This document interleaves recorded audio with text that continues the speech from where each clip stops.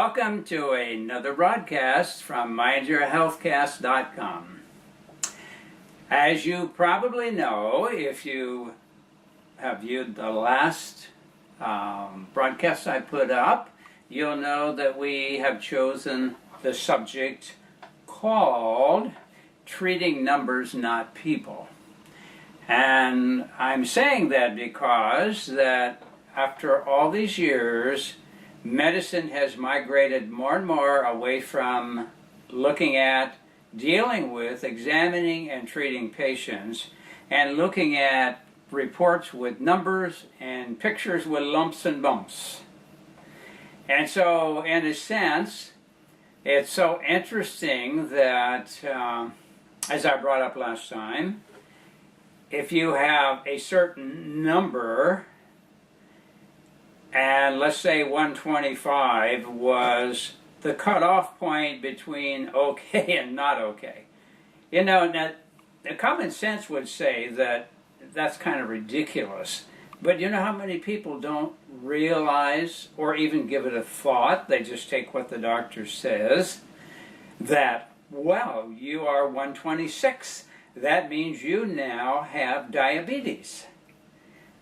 But if you were 125 or less, we would say, well, you might be developing a sugar problem, but you don't have diabetes. But as soon as you step over that line, 126, you now have diabetes, and out comes the prescription pad, and out you go with about 2 to 4 or 5 prescriptions. And that's what I call treating numbers, not people. And it's interesting to see that it's gone that way, and all kind of testing. And I'm thinking of, well, the accuracy of the test for one thing. For example, if a test is accurate plus or minus 10%, then that means 125 in reality may have been 115 or 135. But we don't know because there's a accuracy issue in doing any type of test. It's like diagnosis. If the accuracy is 40%, that means only 4 out of 10 people did they really isolate what the problem was. They may have given all 10 some kind of name, but the other 6, that was something other than what they thought. And that happens so many times. In fact, it's so prevalent that one gentleman who is a statistician says, we don't really know a lot about a lot of these cause of death factors, because as soon as a doctor doing the postmortem sees something that had the potential to be fatal and didn't notice anything else that was like that, then he's going to pin it on that, based on also what kind of problems did the person have while they were living, and kind of come up with a guesstimate and put on the death certificate cause of death, cardiac arrest, MI, death due to cancer, death due to blah, blah, blah. And so, at best, it's a poor guess.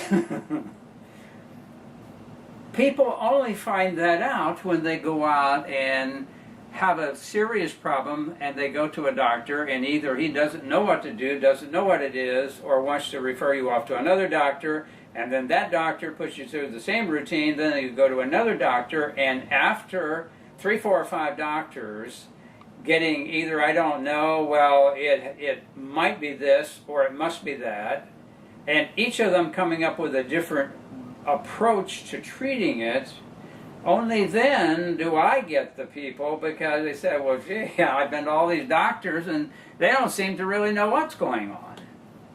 But as long as you have a symptom that you can write a script for, we'll just go ahead and take this and see what happens. If it hasn't improved in a couple of weeks or 10 days or whatever their time frame is, come back in and we'll take another look at it. Probably still won't see anything, but we're going to take another look at it. And maybe then, because you took the drug, a new side effect came up as a result of the drug. Now when you come in, they say, oh, well, now, then they can give you a prescription for the side effect. I mean, it's humorous, but it isn't humorous. It's dead serious, because it can lead to death. Okay, so it's interesting how all these numbers go. And see, the problem is I know too much about the inside and how it really works, because I've studied medicine from both sides very thoroughly, and the history of medicine, the history of pharmacology, the history of health, the history of sickness and diagnosis, history of food quality and soil, etc. So I've looked at it from many different directions, and then on top of that, the energetic side, the emotional, physical sides, and so forth. So I have a pretty good picture, and I know what it, like, for example, a test. If you order a diagnostic test, you have to know what that test can and cannot tell you, because every test has blind spots. It doesn't tell you everything that's going on. Most people think if you get a blood test, that the doctor orders the standard blood test. If there was anything wrong, it would show up in that test. And that's hogwash. I've had numerous people carried or helped into my office, or came in a wheelchair carrying with them a recent blood test, i.e. the last week or two, and everything's normal. Now, how could that be? It has to do with what you're looking for. And so the person comes in, and I'm saying from my testing, well, you potentially had a virus. It looks to me like it could have been something like cytomegalovirus or whatever. And we could, if it were important to what I do, track down to the specific virus. But then the next thing the person says, well, how come the doctor didn't find that? Or how come it didn't show up on the test? Because the doctor has to decide a tentative thing that he's looking for, and then order specific tests to find that out, which again has an accuracy of plus or minus 10, and sometimes I think even worse, maybe 15 or 20%. But they have to order an antibody test for the specific virus, and in a field of 300, 400, or 500 viruses, if the doctor doesn't know all the diagnostics of each of the viruses, the chances are he's not going to even suspect what to order. And of course the insurance and Medicare and some of those won't allow them to go fishing. So you can't run a big panel of tests. You can only, because otherwise there would be 300 or 400 tests just for the virus, a full virus panel alone. Forget all the other stuff. What would you be talking to? $2,000, $3,000, $4,000 worth of testing. Is that going to happen? No. So the doctor at best is going to say, well, maybe you have some kind of virus. And then he is going to maybe give you one of the new antiviral drugs that I think are totally useless and have more complications than benefits. Or he's going to give you an antibiotic because he has no idea really what's going on. And that's always the old catch-all, you know. If you have no idea what's going on, if it's not too bad, give him an antibiotic. If it's really bad, give him an antibiotic and a steroid and hope for the best. Now, will that get rid of the problem? Probably not, but it may shut down the body trying to get rid of the problem, and guess what? You're on your way to something more serious down the road, because if you keep stopping the body in trying to take care of a problem, even though you don't know what the problem is, at some point, something serious is going to break down. Then you're going to get some bad numbers on a blood test, or then you're going to see a lump show up on an image, and then you're going to say, wow. Now, I mentioned before that in Chinese medicine, in centuries past, it was a practice to go periodically to your Oriental medical doctor and have him check you out, and if he found something developing, to correct it in the early stage before it ever became a problem, because it was known that disturbance in the body is never static. It's always in motion. It's either getting worse or it's getting better. So his job was to find and correct something before it became a bad problem, and if for some reason you did get sick, he had to treat you free because he didn't do his job. today's world, you couldn't get away with that. Nobody would go if they weren't sick at the time, and no doctor would be willing to guarantee that I've taken care of the problem. You won't be sick down the road either, or he'll pay for it himself. So anyhow, all of this involved this deal with numbers, and I'm thinking of some of the tests like the DEXA. If you lay on this table and they run a DEXA scan, and it's going to give you some kind of a quantitative and qualitative number about your status of your bone health. And of course, if you turn it off, go develop film, come back and run the same test again, it's going to come out different. Now, a lot of people don't know that many of the tests aren't repeatable. This is scientific medicine, of course, but they're not repeatable. So I always say, somebody comes in with a really bad number, then you probably ought to get the test run again. Either it got mixed up, but it doesn't fit with the overall pattern of things, and therefore they should rerun the test. Now, some labs, if it's way, way off, they'll rerun it anyhow to verify it, but in many cases, if it's significantly elevated but not outlandishly elevated, they won't do that, and they'll wait for the doctor to order a retest. Good business, better to get paid for 2 tests than rerun 1 test again free. Okay, now we talked about diabetes, we talked about a lot of things, and now we're down to the point that I kind of was centering on cholesterol.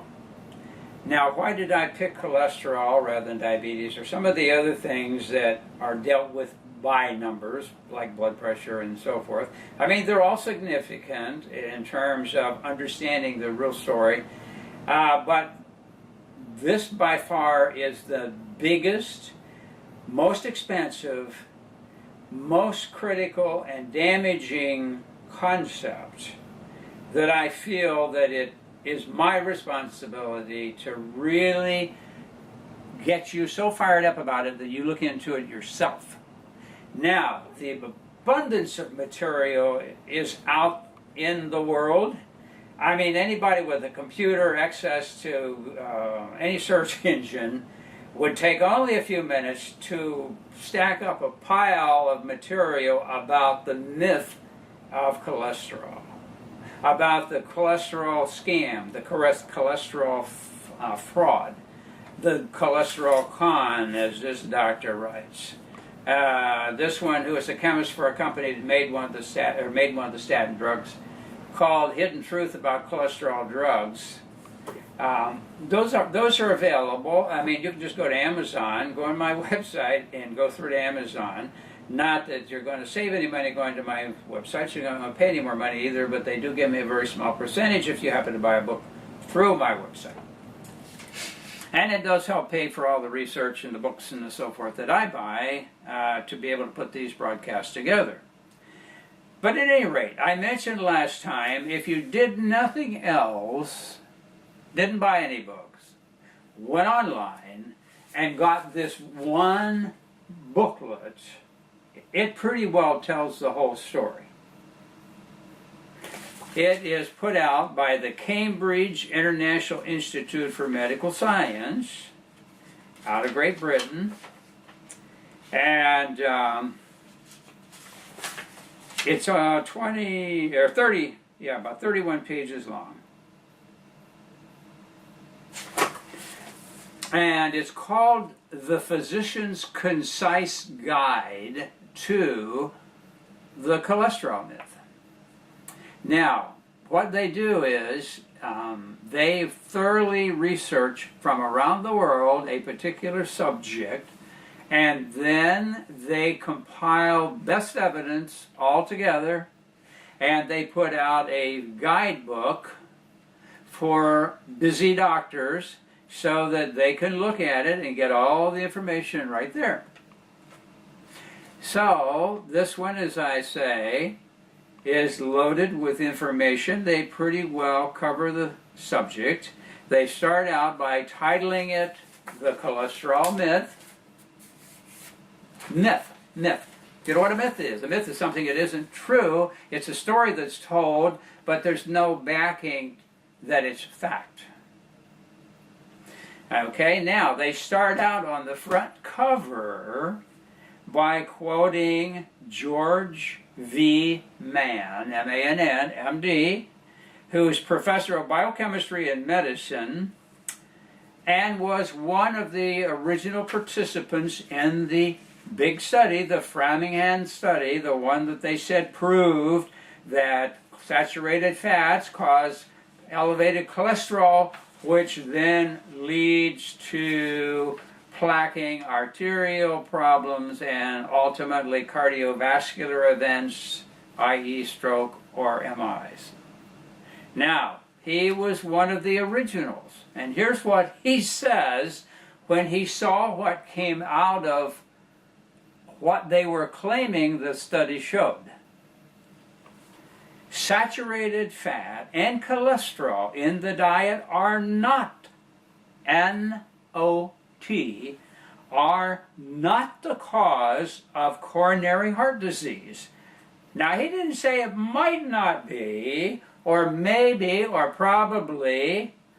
That's pretty definitive. Saturated fat and cholesterol in the diet are not, N-O-T, not the cause of coronary heart disease. Now, that couldn't be more plain. It takes no interpretation. It takes no intelligence much. Not is pretty definitive. Not maybe, but not. Or not even may not. Right? Not. That myth, that's his word, not mine. That myth, M-Y-T-H,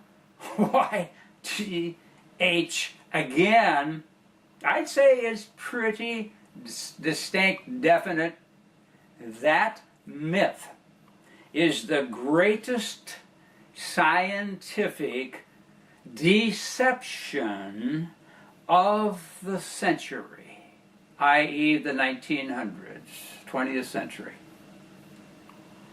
and perhaps any century. In other words, he's saying of all the scams and myths and issues and lies and so forth that could have been forwarded, this could be the best of all or the worst of all, meaning the biggest myth of all. And a big deception. It's not just a myth, it's a deception. Now again, that's his term, not mine. It's in the book. And those of you who heard early TV and some of the early music might remember the one, it's in the book. It's in the book. Okay, so in here it starts to go into the cholesterol myth. Now, I mentioned last week the study that was done with rabbits who don't have fats in their diet, they're vegetarian, that when they loaded them with huge amounts of saturated fats, of course it created a problem because their body metabolism wasn't geared to handle it. And based on that, that's what started some of the doctors saying, oh my, that could be a problem for humans. You know, when you're doing laboratory studies with animals, it has to be an animal that has a metabolism that's much like a human if it has any merit. I'm not even big on animal studies myself anyhow, but if you're going to choose one, you would certainly want to choose one that had a similar metabolism, if not almost identical metabolism to a human being, if the study was going to have any merit. Anyhow, this got them off on a tangent. So what they started to do was look at the whole thing. And that's what led to the Framingham study. And as I said, I had a friend who's an MD, DC, ND, PhD, etc., etc. And he had a personal friend who was involved with the study also. And he told me the same thing that this guy. So I've known for years. But it's worse than that, and I guess I really throw this in at this point because it is serious. Well, what he said was, they set up a long-time study. After the initial looking at it, they set up a long-term study that was supposed to go on for years and years. One group was going to eat normal diet, saturated fats, animal fats, the standard diet of the day. The other group was going to eat polyunsaturated fats. What are those? The vegetable oils, who are polyunsaturated. What does polyunsaturated mean? Well, it means that there's some of the binding of the carbons that could take on more hydrogen or oxygen, but because of the way it's filled up, it can't take on anymore. But saturated fat has the capability, it could, well, it can't take on anymore either, but the unsaturated, they try to load it so that it's not a problem. Let's put it that way. I don't want to get into the chemistry. It's way beyond the subject and the time at this point. But bottom line is, a polyunsaturated vegetable oil, for example, and there's a gob of them on the market made from corn and various vegetables. And that vegetable oil is normally fluid or liquid at room temperature, and that's why you can pour it out, and that's why it comes in these bottles. It's either pure clear or real yellow, depending on the source it came from. And so they said that we're going to put one group on these polyunsaturated fats, and we're going to give the other people the saturated fats, the animal fats, all that stuff, and we're going to see what happens. Well, in a very short period of time, a very few years, now this was supposed to go on for years and years, but a very few years, they had to stop the study with the polyunsaturated fats. Question, why? I wonder if you could guess. Well, there's a lot of problems. Because of what they did to the diet to avoid all this stuff, taking away eggs, doing all the things they did, there was a lot of problems in the body's ability to function properly, and the polyunsaturated fats, that group of people, they found were developing cancer 10 times faster than the people who were eating the animal fats or saturated fats in the standard diet. 10 times faster they were getting cancer. Just in the last year or two, I ran into a study that probably is one of the reasons why that happens. Now, this research involved studying cell walls that were built from polyunsaturated fats. So that means if the only fats you eat are polyunsaturated fats, the vegetable oils, whether hydrogenated or non-hydrogenated, they tend to, the body has to rebuild the cell wall, so it has to use fatty acids. So if it doesn't have good fatty acids, it has to use these polyunsaturated fats. So in so doing, it disturbs the function of the cell membrane so that it impairs the movement of oxygen into the cell. Now, if you go back for years and years, you remember a doctor by the name of Warburg, kind of pretty well established, if you cut down the oxygen supply to a cell over time, it has the potential to shift to a malignant cell. So that's the mechanism. It also has a tendency to impair the immune system. How do I know that? Well, you know, one portion of the medical profession has been telling people to eat all these polyunsaturated fats, don't have anything to do with those saturated fats. And then another group, because it's healthy, then another group of doctors who do organ transplants tell their people eat lots of polyunsaturated fats because it shuts down your immune system. Now, of course, this is scientific medicine. Keep that in mind. You know, the people in the alternative field are all quacks. They have no science. It's scientific medicine. Now keep that in mind. Scientific medicine.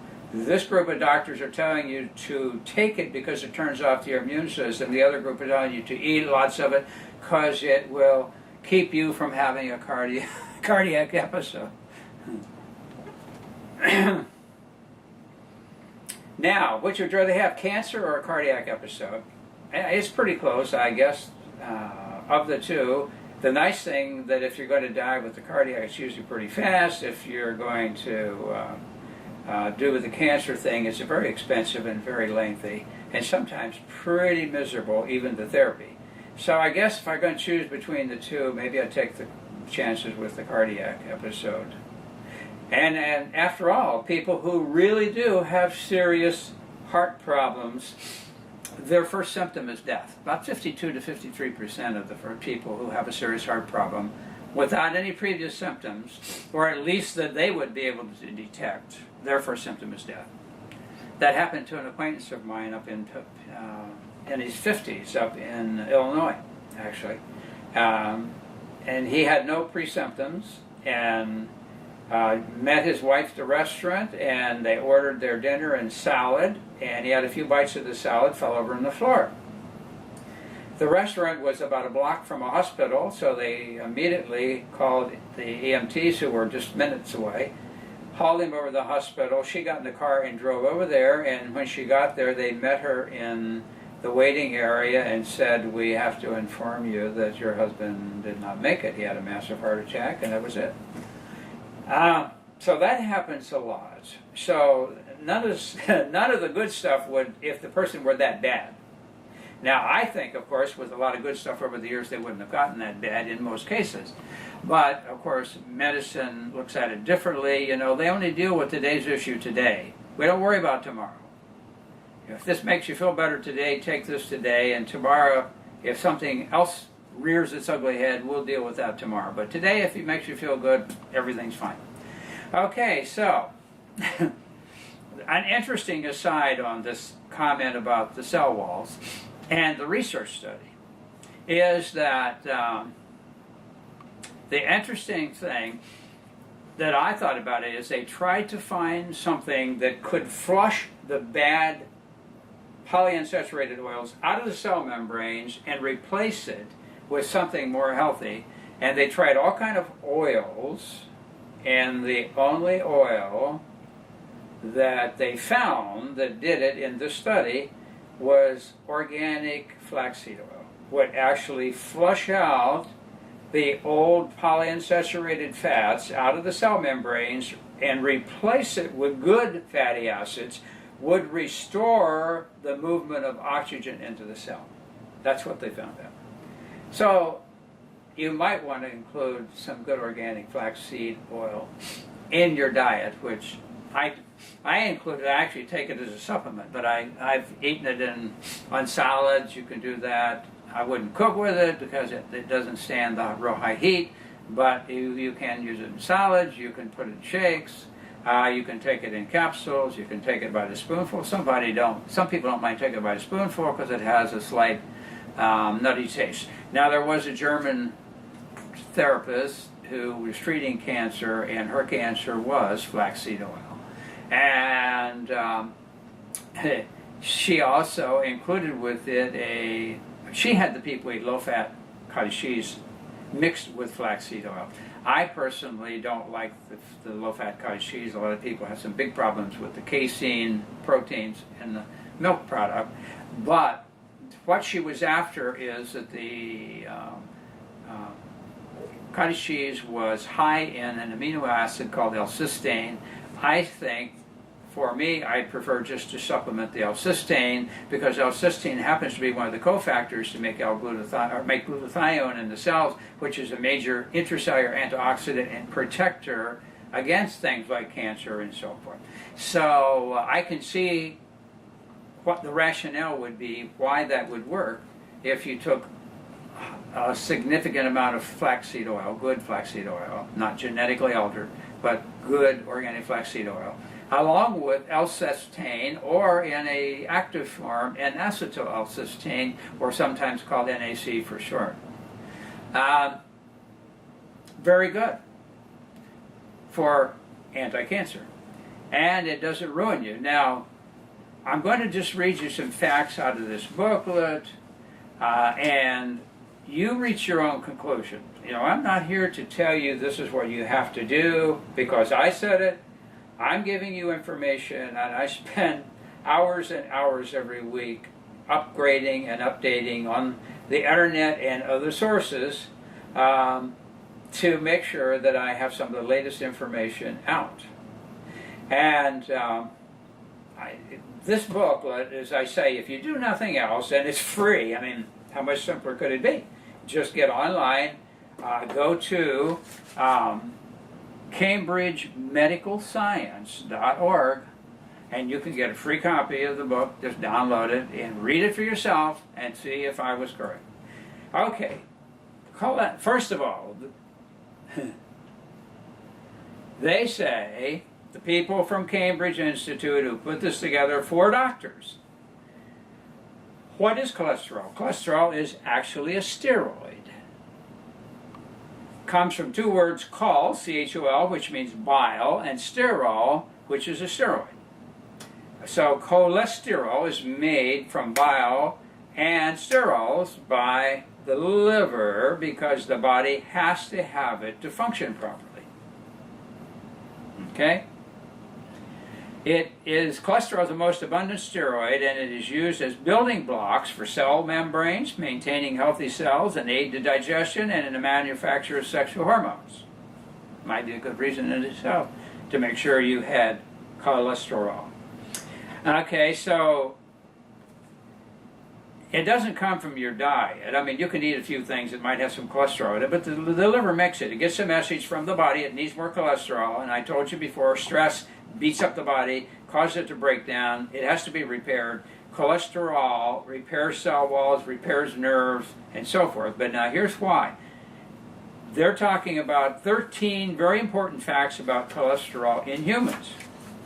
Now, we're not talking about pigs, cows, rabbits, we're talking about humans. Cholesterol is produced by the body in large quantities. First fact. Why? Because you need lots of it. All cells contain it and all tissues make it. So there is some manufacture outside the liver, but in particular the major part is done by the liver. Cells regulate their own cholesterol level. In other words, they won't take more than what they need, but they will call for all that they do need. Cholesterol gives cell membranes their integrity and strength. Remember, I just talked to you about the cell membranes. If they're built out of bad oils or bad fatty acids, guess what? They don't work right. They don't work right, you've got a big health problem. But it depends on whether you want people to get well or whether you want them to stay sick and keep coming back for more and more treatment. I guess the motivation is a big factor. I prefer that people get well. I'd rather get more patients from people telling other people that they got well after everybody else couldn't help them than I would keep dragging them back for years and never get them well, because the rest of their life they're always going to be back for more prescriptions, and then when they get some of the biggies, the big C or the big H, harder cancer, then of course it's big casino, because there's going to be a lot of money spent for that.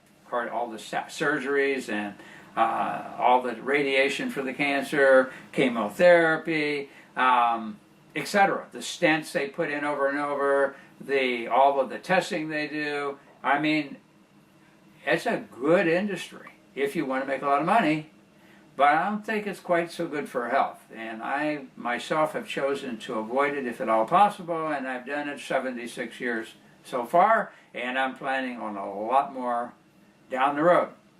Okay, because I've never taken a prescription drug.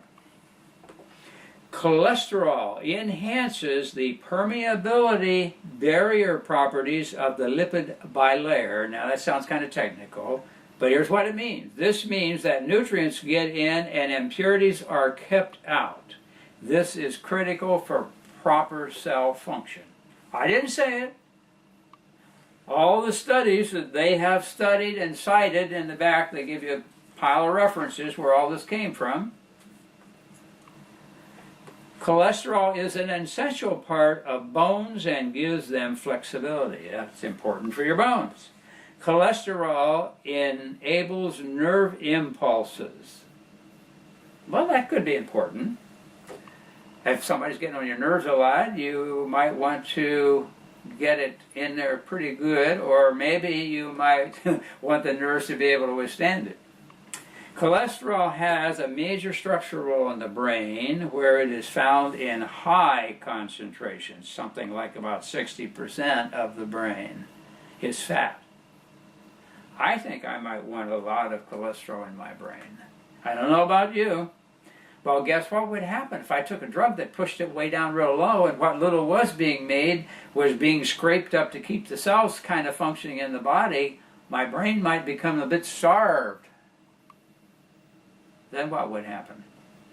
Alzheimer's maybe, senile dementia, Parkinsonism, MS, all kinds of things. And of course those have all been going down, so it couldn't be that. Vitamin D is made from the interaction between cholesterol and sunlight on your skin. Defective cholesterol can lead to skin cancer. That's that crazy sun. What do these guys know?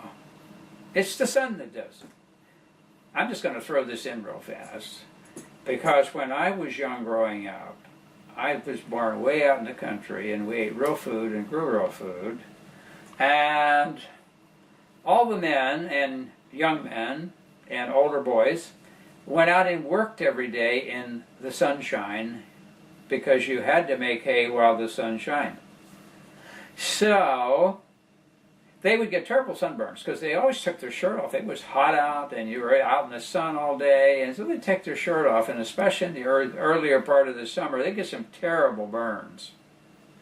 I mean, I remember seeing just blisters all over the back, and once that started to calm down and it finally started to peel, you'd peel off big sheets of skin that had been roasted by the sun. But you know what? In all these cases and in all those years of those people doing that, I never recall of one case of skin cancer. I did it myself. I used to go out from spring as soon as it was warm enough and go out barefoot and no shirt and do that the whole summer. And I was out playing. I wasn't in sitting by the TV because we didn't have any, and I wasn't playing with computers, we didn't have any. I was out doing things outside in the sunshine, and I got a lot of big sunburns, and I've made it 76 years and I've never had one skin cancer yet. It ain't the sun that does it, that I can tell you. And I didn't do the low-fat diets. I ate real meat with real fats and real cholesterol, as they would call it, in my body, that my body made as I needed. But my source of fats came from eating healthy fruits, vegetables, and meats as I was growing up. Okay. Bile manufactured by the liver and essential for proper fat digestion is produced from cholesterol. Oh. Well, son of a gun. What would happen if your body can't break down fatty acids?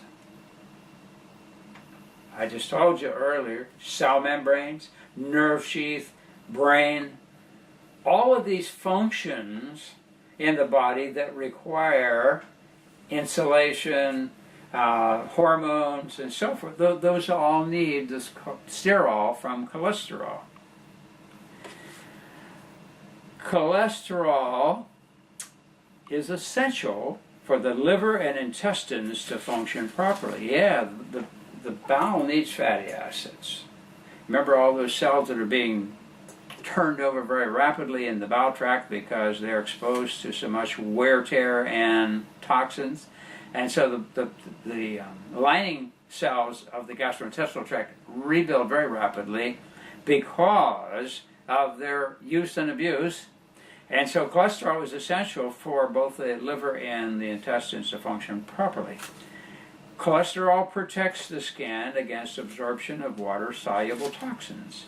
Yeah, and of course, unfortunately, can't protect you from fat-soluble toxins. So all these lotions and motions you put on your skin are made out of fatty acids of some sort or lipid-soluble. And so it's going to go through, unfortunately, and poison your body. If you never thought of it, you might give it some consideration. But water-soluble toxins are blocked by the skin if it has sufficient cholesterol. Cholesterol retains moisture so that we don't dehydrate. It helps hold the moisture in our body. found only in animal products, not in plants. Vegetable oil never contains cholesterol, but they can contain many harmful substances. Okay, so I'm just going to throw you some other piece of information from here.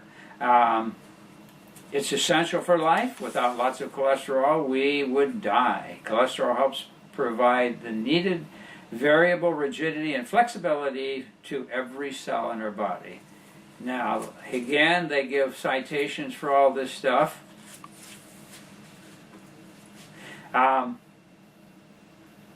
What they did is they did pilot studies and found that when you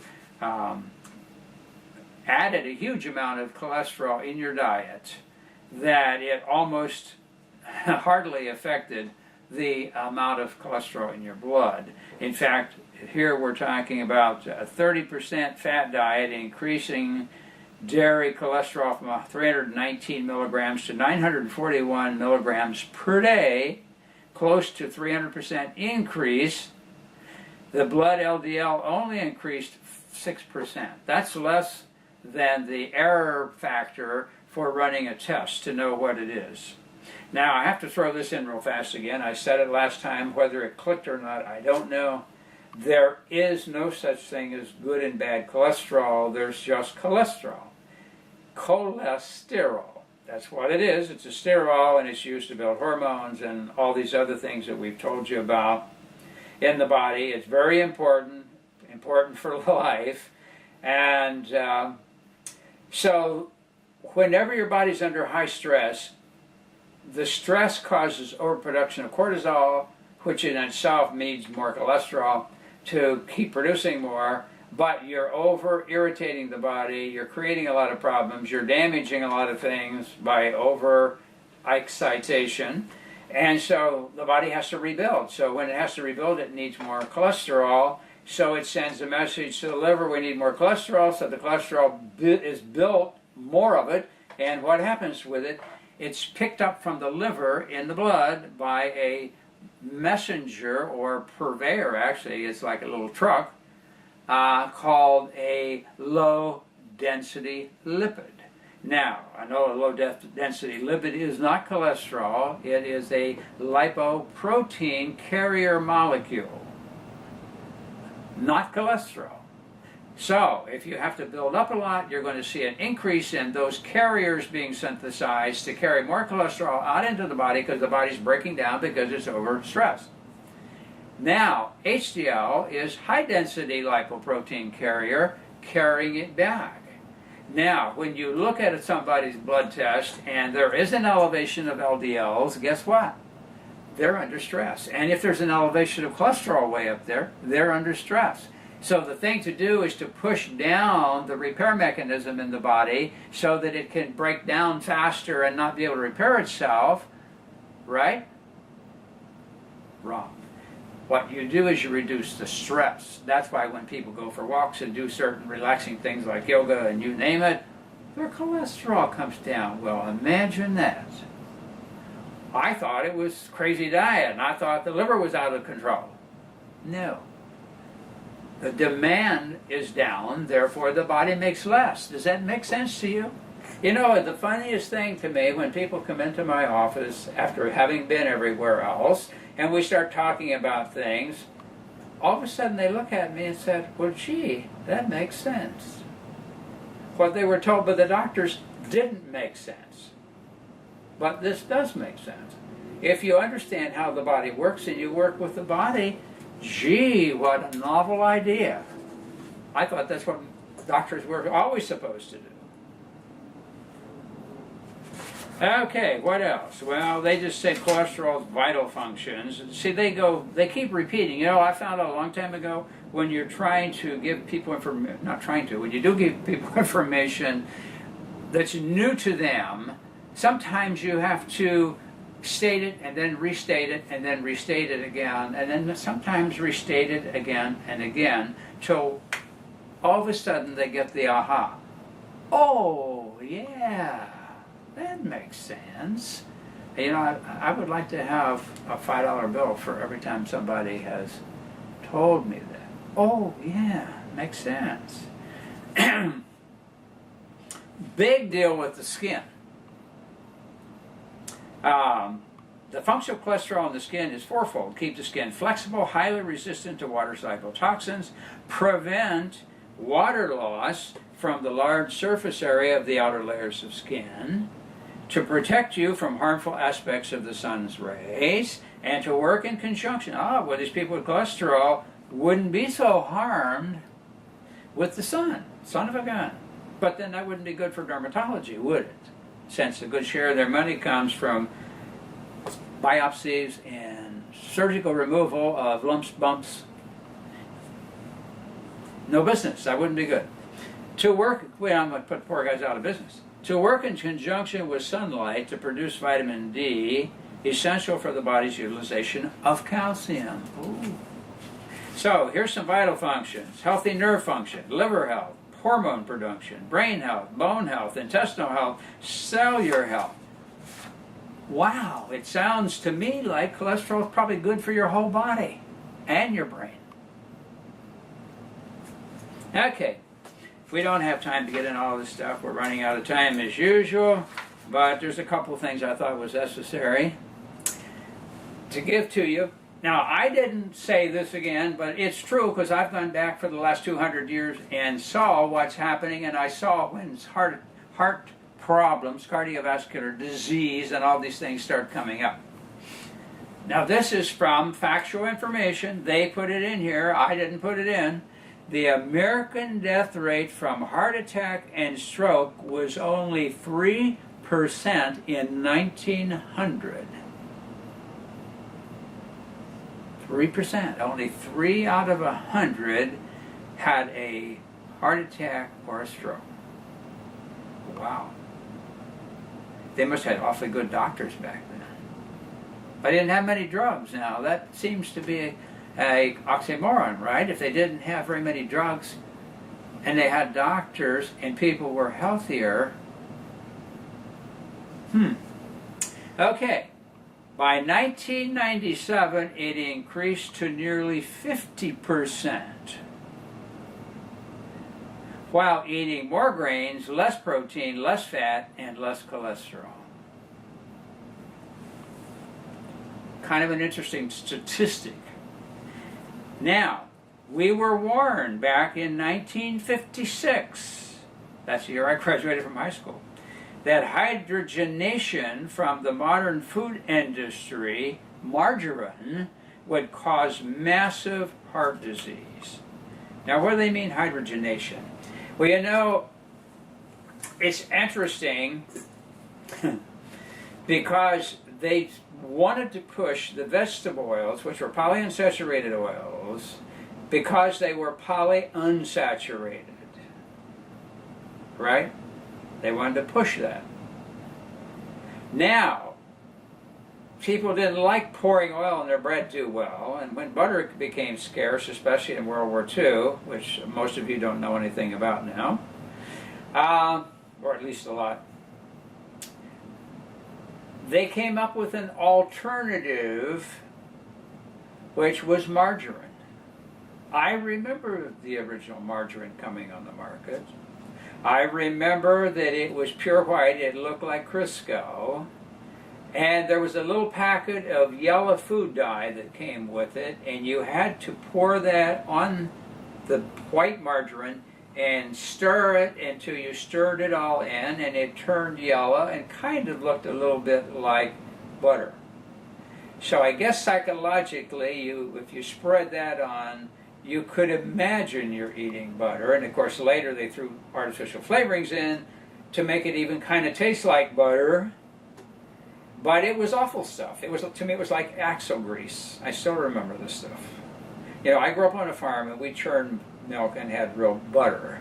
You know, I know what real butter was like. And I had a lot of cholesterol in my system and in my skin, and I guess that's why I got all the sunburns, but I never got skin cancer, as they implemented that connection earlier here.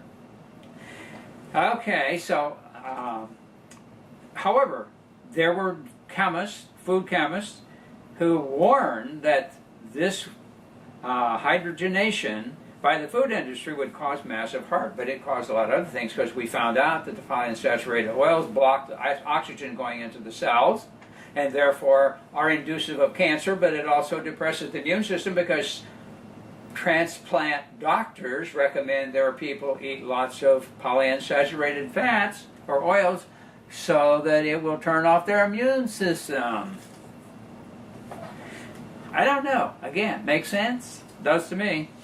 Now, you know what happens in hydrogenation. I just have to throw this in and then we've used up our time. I got to get out of here. But I'm hoping I'm giving you something to do with this number thing. An oil comes out of a plant. I said one of the characteristics of an unsaturated fat is what? It's liquid at room temperature, right? And what it means that all of the carbon connectors that could connect to hydrogen that would make it saturated are not used. They're either double bonded or oxygenated, which means oxidized, which means a problem. Anyhow, and it can happen. And there's other things can happen. We don't have time to talk about those, but margarine is one of the worst possible things you can eat for your health. I'll say that. They said it here, and I am saying it too. It's one of the worst things you can do. But what they do, okay, we want to make this margarine look a little bit more like butter, so we want it to be more firm at room temperature. So how do you do that? What do you add to an oil to make it become more firm at room temperature? You put it in a great big vat and you heat it up really hot and you pump hydrogen in, which of course you're probably going to get oxygen too, and you throw in powdered nickel as a catalyst, and what it will do, it will cause those carbon bonds to open up and grab more hydrogen and saturate it. Now, what was the whole thesis in the beginning? We got to get away from saturated oils and fats. Does that make sense? Boy, this could be a good comedian story to get all this put together. I'm just looking at some other numbers. Cholesterol-lowering drugs were prescribed to 12 million people in 2004. You know, it's way up there. I think it's probably pushing 40 million. The good, the bad, and the ugly, they go into the LDL and HDL like I did. See, all the stuff I'm telling you, you're going to find it brought up in here. You're going to see that I didn't make it up. LDL is vital because it transports essential fatty acids into the cells. Oh, that sounds like a good idea. But then it's cholesterol, and it's bad cholesterol. We can't do that. Okay, I mean, it really is a joke when somebody talks about science. Now, here's a good one. This again, not from me. This is from the Cambridge International Institute for Medical Science Physician's Concise Guide to the Cholesterol Myth. Okay, at least 60% of people who suffer heart attacks do not have elevated cholesterol levels. Well, son of a gun. How could that be? Everybody knows that cholesterol causes plaquing and heart attacks. So how could 60% of the people have heart attacks and not have elevated cholesterol? Maybe it was just a bad test. Okay, so I don't have time to get into the rest of it. This is an interesting point. You know, the body has all these checks and balances and control systems. And an interesting comment, again, in this report, there is no blood cholesterol sensor in your body because the absolute number doesn't matter. I didn't say that. These dumb guys at the Cambridge Institute of Medical Science said that. They say the truth was known back in 1977 and has not changed since then. It has not been shown that lowering blood cholesterol has any positive effects on the heart. I didn't say that. It has not been shown that lowering blood cholesterol has any positive effect on the heart. If you want to argue, you can argue with these guys. They go into a little bit more detail about the LDLs and the HDLs and all that in here.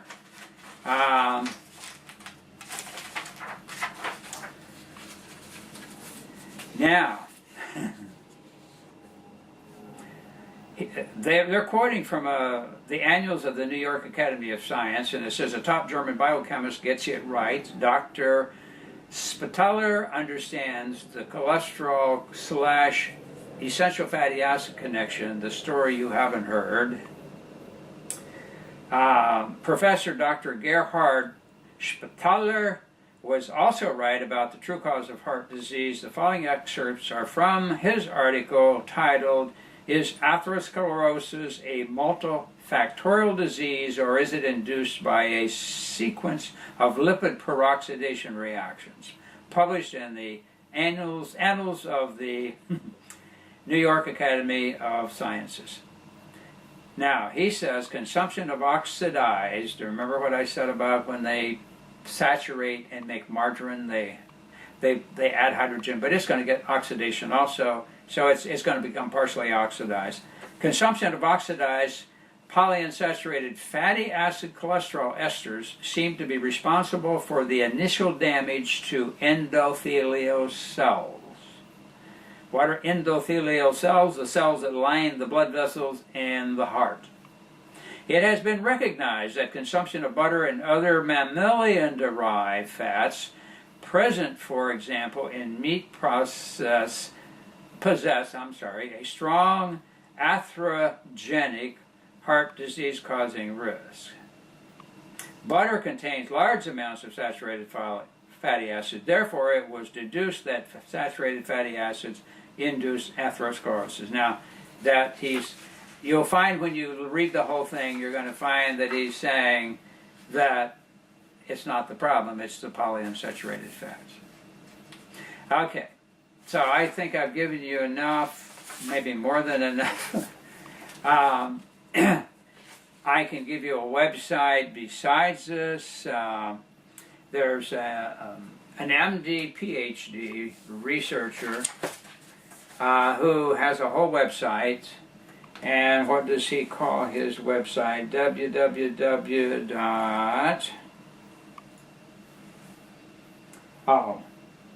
ravensloff.nu/NCEP.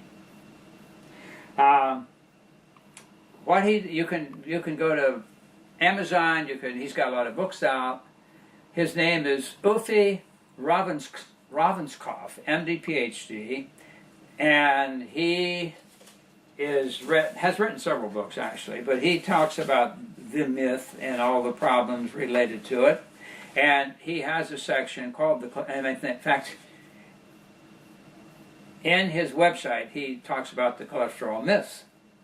And his first book, let's see if they listed here. It was called The Cholesterol Myths. And then his second book, Fat and Cholesterol Are Good for You, includes updated and simplified sections from my first one. In other words, he tried to make it easier to understand because he's a PhD. I think he was a biochemist, so some of his terminology could be kind of rough if you're not into biochemistry. Okay, a new book of mine, this is his again, Ignore the Awkward, How the Cholesterol Myths Are Kept Alive. And it's also available in the Kindle version. So, I mean, there's ample stuff out there. I centered on cholesterol numbers just because it's such a big market. We're talking about, they've now come up with another heart formula. And all they do is they go around to the doctors and say, well, we decided that the cholesterol has to be even lower. And because it has to be lower, that means you're going to put more people in these cholesterol-lowering drugs. And the newest formula, You don't even have to have elevated cholesterol, and it can give you a risk factor that will cause the doctor to put you on cholesterol-lowering drugs even though you don't have elevated cholesterol. But I have a hard time with that one, getting my head wrapped around it. But nonetheless, one time when they increased the prescriptions because of reducing the number that you needed to treat, and of course I always share that, get down to number, get to your number. I don't know if you've heard the ads or not, but that's what prompted me to talk about all these stupid numbers. I'm not saying it's never important, but it's so ridiculous the way it's used as an advertising tool, and people just suck right into it and go and kill themselves, in my mind, because they damage their liver and they ultimately damage their health because of it. Okay, so if you don't die, if in fact you didn't die of cancer, I mean heart attack, and it really worked, but it would cause you to die of cancer going through what they tell you, then you're still going to be in trouble. So I think the best thing to do is get your body healthy, period. I guess I've ranted and done enough tirading about all this, but I just had to get on it because when I said they dropped the number down one time, lower than what they originally said it needed to be, and the prescriptions went from 16 million to 36 million. Now, why is it a multi-billion-dollar business? Because they are writing it for all it's worth and people are still buying it. To me, as an educated consumer, before I'd be wanting to spend huge amounts of money every month, or my insurance company, or my copay, or however it works, I'd want to know if that was really, really doing something for my health. I hate to pay out a few thousand a year for prescriptions for something that was killing me in the process. Okay, we're over, it's done, the end of the numbers, but I hope that I have inspired you to go and check it for yourself. And as I say, if you do nothing more, then go to the Cambridge International Institute for Medical Science and get the Physician's Concise Guide to the Cholesterol Myth and read it and look at the references. It's going to give you a good overview. See, now this also is supposedly level for physicians, but I guess they think the physicians don't have time and maybe too much advanced knowledge, because most of the stuff in here is that I'm sure that you'll be able to understand it without a problem. There might be a couple things that you have to wrestle with a little, but you'll be able to understand. Anyhow, our time's up. We're out of here. We got some interesting stuff coming up for our next broadcast, but I don't want to take away from it at this point. So, in another week, we'll have some new info to see if we can amaze, confuse, and confound you. Otherwise, go to our website, mindyourhealthcast.com, and be healthy.